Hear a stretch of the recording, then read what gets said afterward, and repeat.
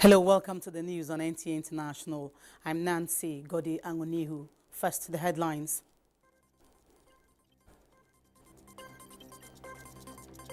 Britain's King Charles tasks world leaders to address inequalities as 27th meeting of Commonwealth of Heads of Government opens in Samoa.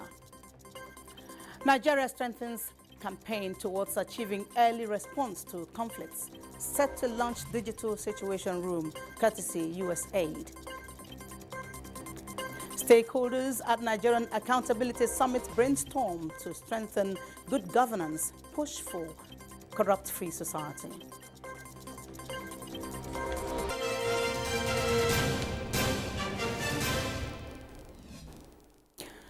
And the news in full.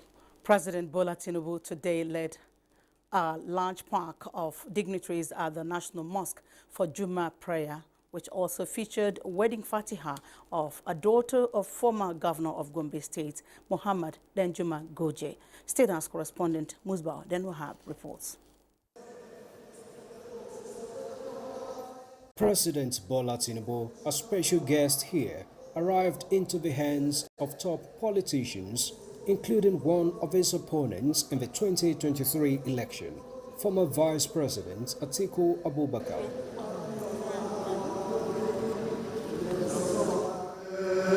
And this became a gathering of members of the political class, irrespective of their affiliations.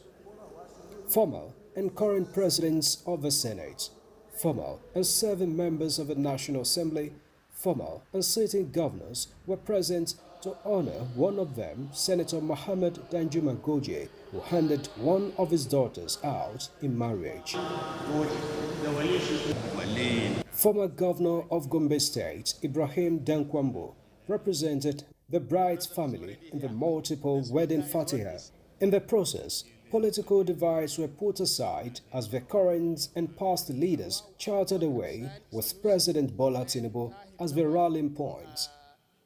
But then, in the translation of his sermon, Imam National Mosque Mohammed Kabir Adam reminded those in leadership positions about the supremacy of Allah as the most powerful. He implored them on the virtue of humility and the need to lead their respective peoples with the fear of God. In Abuja, Musbah Denwahab, NTA News. The 27th meeting of the Commonwealth Heads of Government, scheduled from 21st to 26th October, is underway in Samoa. Heads of government are expected to foster further collaboration for the common good of Commonwealth nations. Kolo Mohammed tells us more.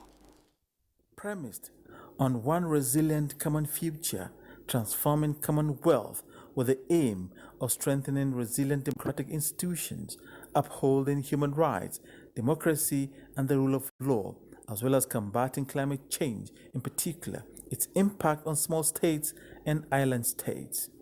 The meeting will be the first full Commonwealth Summit held since the death of Queen Elizabeth II in 2022, and the first to be presided over by King Charles III as head of Commonwealth. It will also be the first Commonwealth Heads of State Government meeting held in the Pacific Small Island State.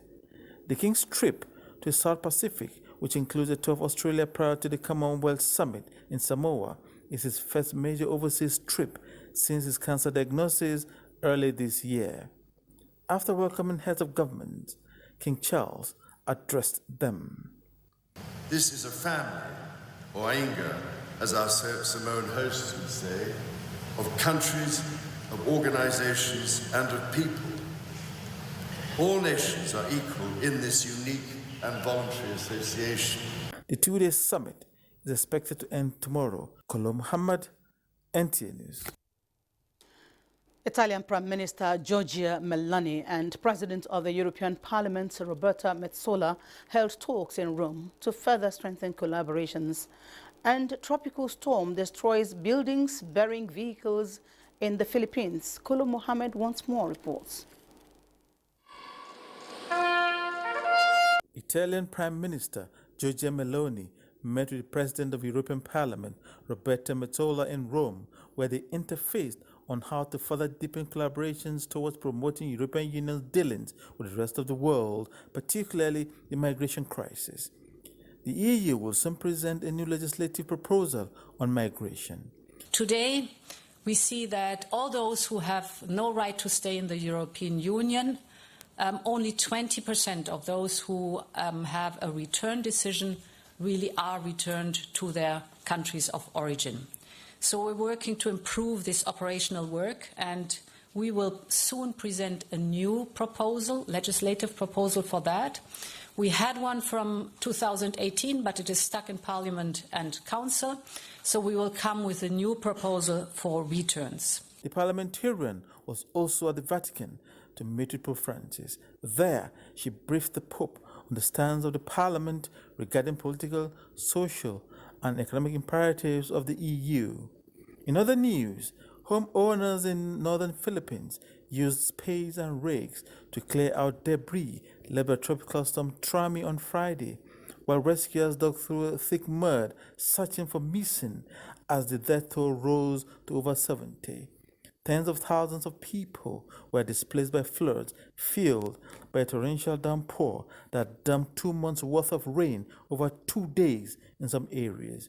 Many are trapped on the roofs of their homes and asking for help.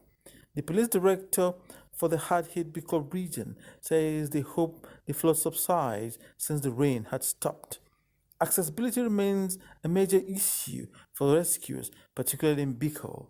The region is further difficult to penetrate as the heavily saturated ground led to landslides in areas where they have not occurred before. In Laurel, a scenic town nestled near volcanic Lake Taal, south of the capital Manila, roadblocks by felled trees, vehicles half submerged in the mud, and homes severely damaged by flash flooding. Home appliances, roofs, and cars were swept away. Kolo Muhammad, NTA News. To make significant strides in promoting women's inclusion and democracy, African nations are synergizing to guarantee rights of women to tackle persistent cultural norms, financial instability, and other challenges hindering women's growth on the continent. Elizabeth Omori reports that these were parts of issues raised at a forum on women empowerment by gender advocates from within and outside Nigeria needing positive changes. Multiple surveys indicate that 1 in every 10 women across the globe live in extreme poverty. Changing the narrative to shape the future for the Nigerian woman informed this gathering. Convener of the forum and other speakers harped on the need to enhance economic stability, address gender inequality, and build the resilience of women to thrive. So when you bring women together and teach them and talk to them and also enlighten them and educate them of the path to follow and what to do that is right, they'll begin to get that awareness. So we are balancing it by also bringing men into the same platform. Creating something which can make us survive, it will be the best solution, because that one of saying we'll wait for the work from the government after school is not working. We have to be the mirror to other women. Secondly, we have to encourage them by imparting the knowledge and the experience that we have had over the years. Narrating their ordeals, the women say a supportive family system, financial inclusion, and education will aid the actualization of their goals. That your husband died as a widow, they did not bury your star with him. We shouldn't give up. A woman should also be resilient in whatever that she's doing. They recommend increased women's representation in leadership positions, promotion of skills development, and stiffer punishment for gender-based offenses. In Abuja, Elizabeth Omori, NTA News. The Central Bank of Nigeria, CBN, says old 200, 500 and 1,000 naira notes remain legal tender and no deadline on circulation of the naira bank notes. A statement by the Acting Director, Corporate Communications, Hakama Sidi Ali, says the order of the Supreme Court of Nigeria on Wednesday, November the 29th, 2023, ordered that the old bank notes shall continue to be legal tender alongside the redesigned versions. Similarly, she says the CBN's directive to all its branches to continue to issue and accept all denominations of Nigerian banknotes old and redesigned to and from deposit bank money banks remains in force. The CBN therefore announced that all banknotes issued by the Central Bank of Nigeria, CBN, will continue to remain legal tender indefinitely. The Apex Bank advises members of the public to disregard suggestions that the said series of banknotes will cease to be legal tender on December 31, 2024. Partners in the conflict early warning, early response system are satisfied with the results so far achieved since the takeoff in 2022. The project, which is ongoing in 9 selected states in north central and northwest geopolitical zones, is to ensure early response to conflicts across the country and funded by the United States Agency for International Development, USAID. The Institute for Peace and Conflict Resolution is therefore set to inaugurate a fully equipped situation room to ensure that Nigeria brings to the barest minimum the cases of conflicts across the country through early response mechanism with the use of technology. Particularly security agencies. And that is why this partner project is like one combo, you know, a combination of both state and non-state actors. And you can see the partnership between which the program has gone is taking the funding from the US government through USAID, you know, to Mexico, and from Mexico, you know, to ROS, the consortium partners, WANEP, Kaduna State Peace Building Agency. And I think that is a very innovative approach in terms of how conflict management and development intervention tools are deployed. Whatever we are doing is also in line with the federal government's agenda. And so this is really critical in terms of ensuring that we don't only support the communities that we serve with capacities to be able to manage their own conflict, but also be able to provide a platform for response whenever they are facing conflict incidences. And that's why the DG keep on reiterating that ours is a conflict early warning, early response. Increased community participation in early warning and response system and better relationship between farmers and herders in intervention communities are some of the goals so far achieved by the partners. Stakeholders are brainstorming at the breakout session of the Nigerian Accountability Summit to strengthen good governance and achieve a corrupt-free society.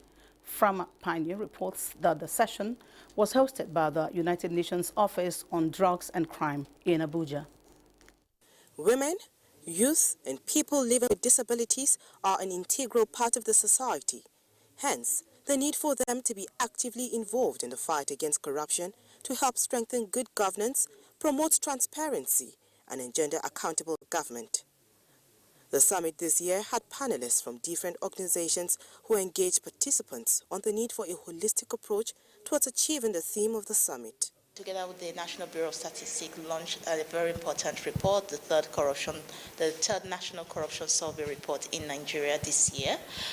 One of the things we found out from that report is that corruption consistently has no respect, if I'll put it that way, for any form of citizens. So we'll see that it affects women, it affects youth, it affects people with disability.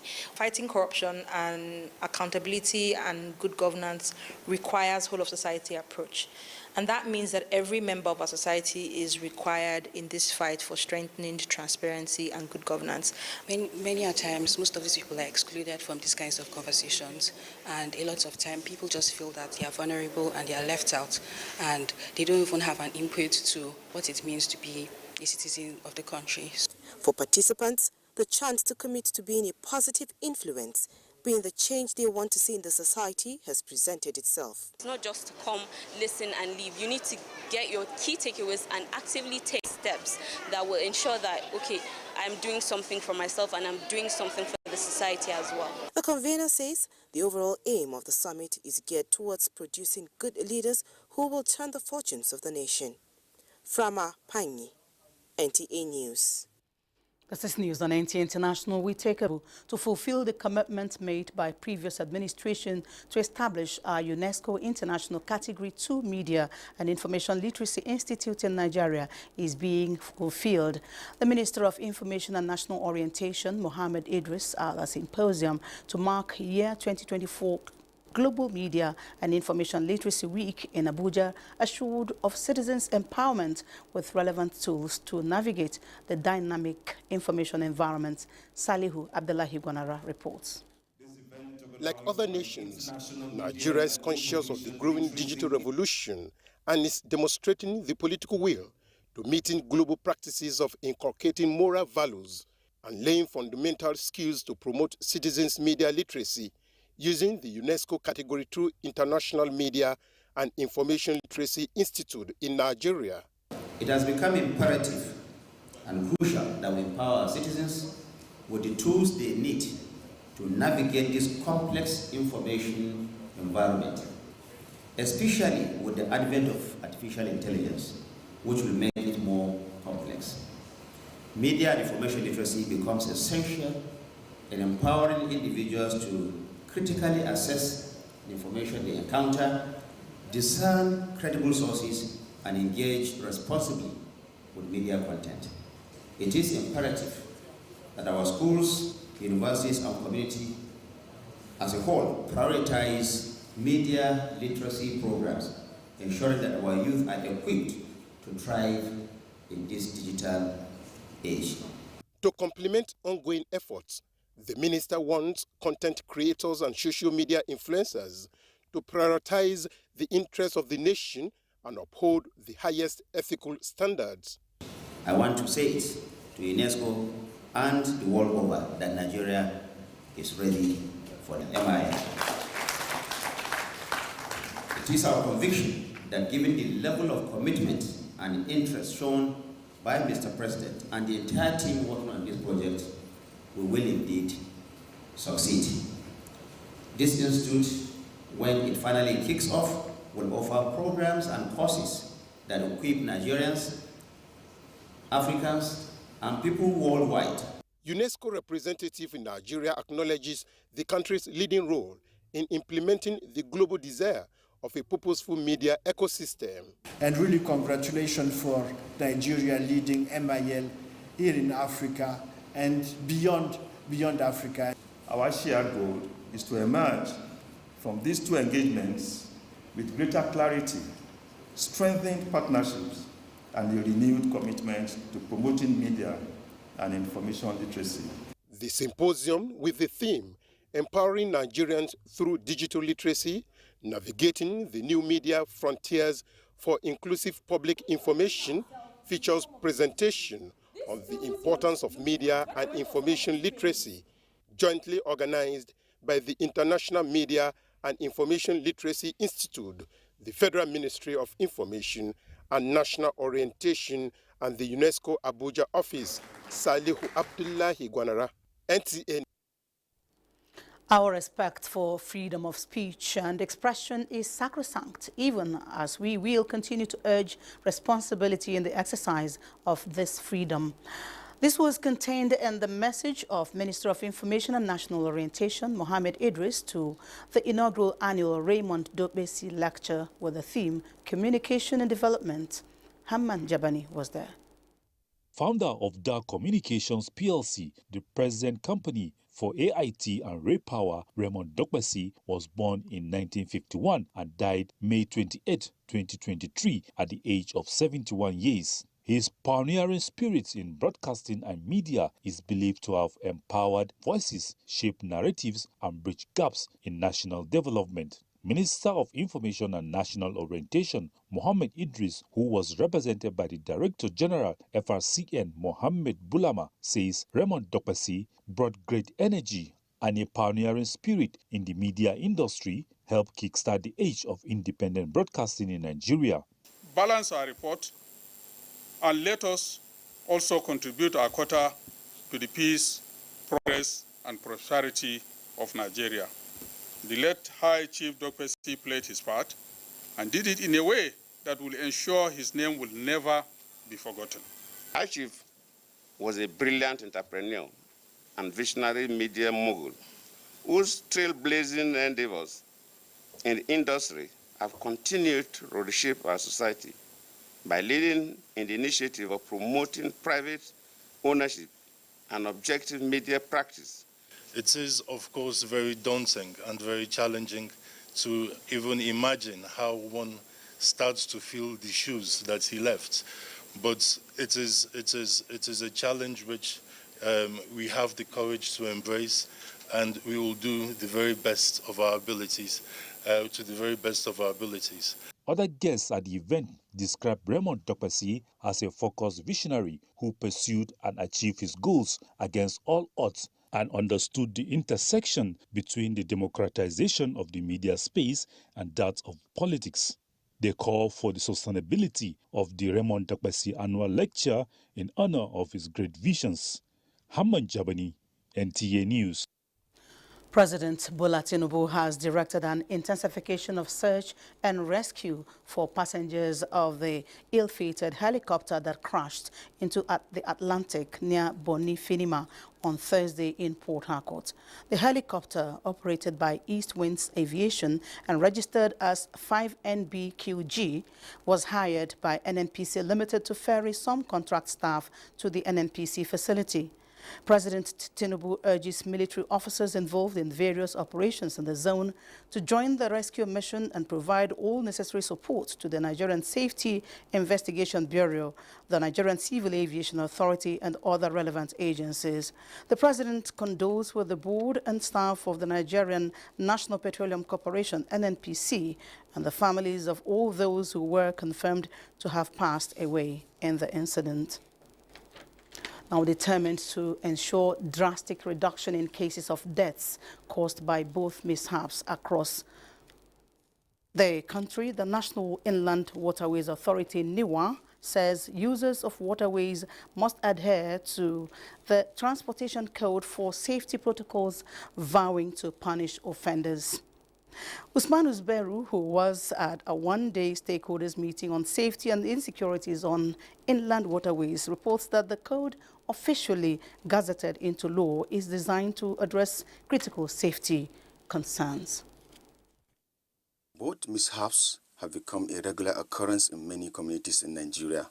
However, 2024 took a different dimension as many waterway accidents were recorded.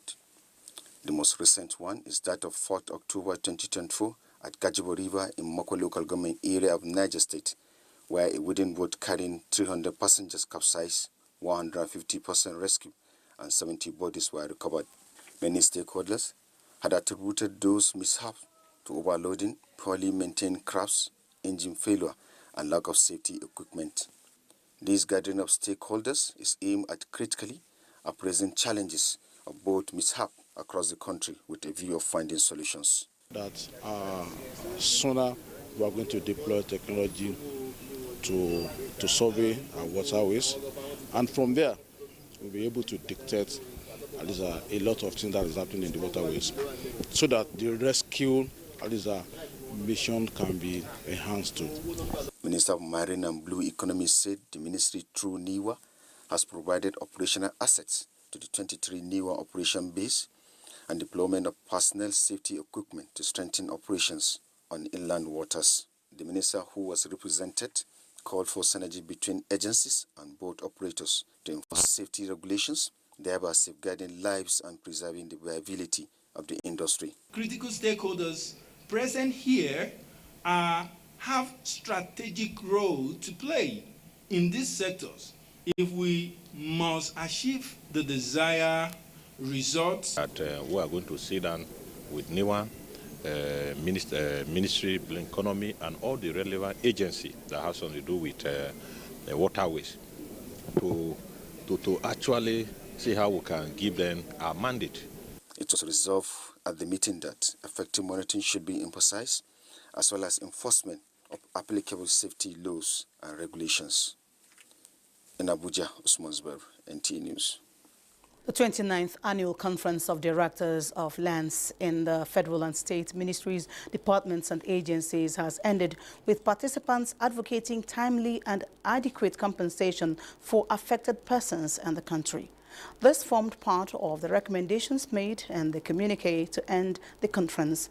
Francis Udojo has more. The issue of equitable land stewardship, challenges of land administration and its impact on climate change and community rights has been the major focus of this year's Conference of Directors of Land. During the two-day engagement of stakeholders from across the nation, discussions focused on how to better the land administration system. The result was the decision of government to review upward the compensation rates for those whose land and economic trees are affected by public projects. In addition, titling of lands to individual or family were among areas participants say will be given serious attention for proper and adequate implementation. Nigeria should expect a more transparency system, expect ease of doing government business, and be able to facilitate the issuance of titling as at when due, because all of these bottlenecks are being removed now. I've seen situations whereby government will take over a property, they will not pay yet they will be doing something on that land. But today now I've learned that not until compensation is paid, you are not supposed to go to site.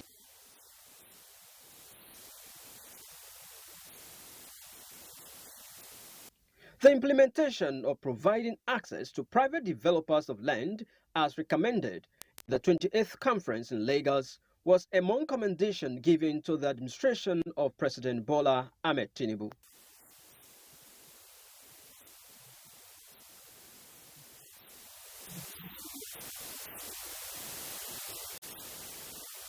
That decision made at such conferences will have positive impact towards effective and efficient land stewardship and administration for the benefit of government and the governed.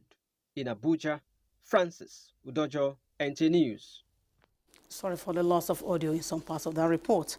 The head of the Civil Service of the Federation, Didi Esther Wilson-Jack, has commended the Federal Public Service Games, FEPSGA, for introducing Paralympic Games in this year's Federal Public Service Games.